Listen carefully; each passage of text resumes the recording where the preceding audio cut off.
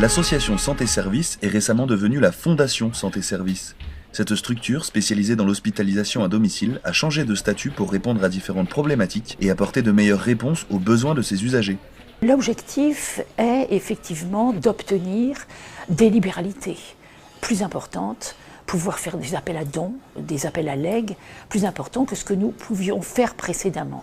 Et par là, disposer de fonds supplémentaires pour aider nos patients. Les soignants vont à domicile et se rendent très bien compte des difficultés éventuelles de certaines familles qui sont en situation de particulière vulnérabilité. Le changement de statut a avant tout pour but d'être plus proche de l'usager, d'aboutir à une meilleure prise en charge de l'usager par une aide financière que nous pourrons accentuer au bénéfice de nos patients. Le second objectif, c'est de soutenir certains projets, soutenir au plan financier, certains projets qui accentueront le bien-être des patients qui sont soignés à leur domicile.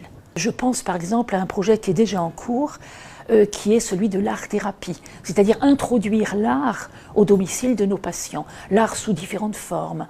Mais avoir ce projet peut aider, peut apporter au bien-être des malades et ça nous paraît très important. Exercée à domicile, l'activité d'art-thérapie consiste à utiliser l'art plastique comme média pour venir en aide à un patient. Le but, c'est déjà de créer un espace de créativité auprès du patient, de lui donner un espace de liberté, d'expression, et pour qu'il puisse se recentrer sur lui et avoir un moment de plaisir, refaire comme un terrain de jeu où qu'il y ait un côté ludique et qu'il le sorte un petit peu de sa maladie, des traitements, de la pathologie qui est souvent lourde. Pour Jocelyne, hospitalisée à domicile, l'art-thérapie n'est pas qu'une activité divertissante.